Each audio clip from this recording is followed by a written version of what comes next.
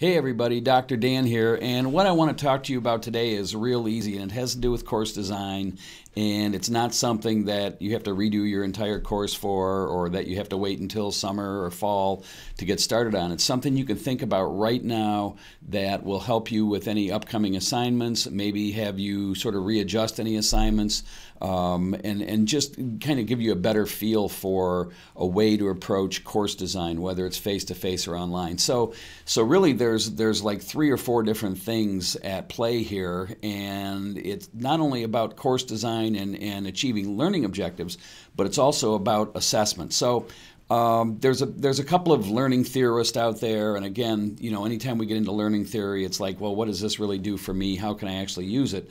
But if you break learning theory down in simple chunks, you find some ways you can practically apply it to your course. So there was a guy named Lev Vygotsky in the 1920s, and he was a learning theorist, and he's really the guy who came up with constructivism as a learning theory. Now, again, that sounds really fancy. What are we going to do with constructivism? But one of the things that Vygotsky talked about was the zone of proximal development. And again, it was his way to describe this, that students walk into your class with a set of knowledge or some knowledge about the subject, and you want to get them to hear. Okay, so if your learning objective is something simple, like the student must be able to list 5 breeds of dogs by the end of this class, and the student currently knows 1 breed of dogs, then this distance between what they know and what they need to know for the learning objective, everything you should be doing as far as instruction goes and assignments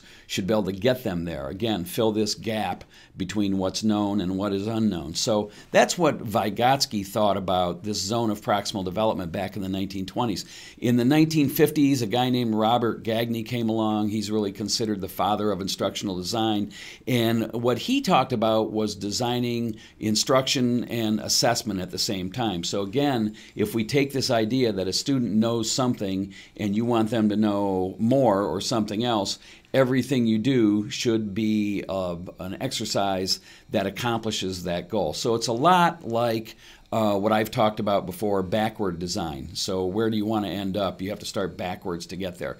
So for example, in a pathophysiology course, if you wanted students to be able to discuss the manifestations, maybe signs and symptoms of disease in the body, and you want to get them to that point, and there's a mastery point to that, that's what all of your lessons need to be aimed towards, even the individual questions in your exam. So that's what Gagné thought about in the 1950s, this idea about designing instruction and assessment at the same time. Now, Benjamin Bloom, you've heard of him, he came around in the 1960s, and I think most of us know about Bloom's taxonomy, but the other thing that Bloom did that he talked about that isn't always attributed to him is this idea of learning mastery. And so learning mastery is the point at which we've accomplished that course objective. So if you look at your syllabus, you already have course objectives on your syllabus. You need to get there. You need to get people to those course objectives. And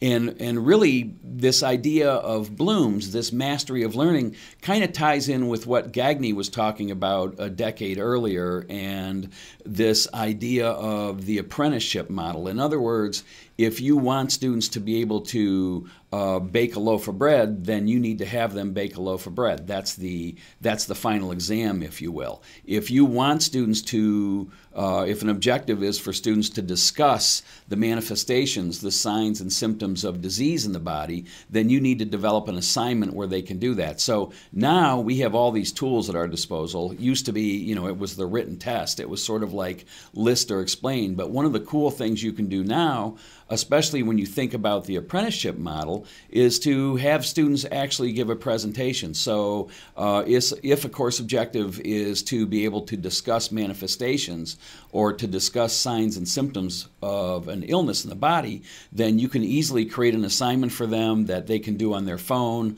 or they can do with a PowerPoint where they actually discuss it. So I mean verbally, discuss it, make a recording, make a video, and then they can upload that video or that recording to your campus Canvas site, for example, if it's an online class, or they can present in class. And again, if you want them to master something, this idea of the apprenticeship model works well. So again, that's one way we can take these different learning theories, going from Vygotsky in the 1920s to Robert Gagné in the 1950s, Benjamin Bloom in the 60s, and get them to actually help us with course design and also accomplishing course objectives, and at the same time accomplishing our assessment goals. So that's it for now. Have a great day. Take care. Bye-bye.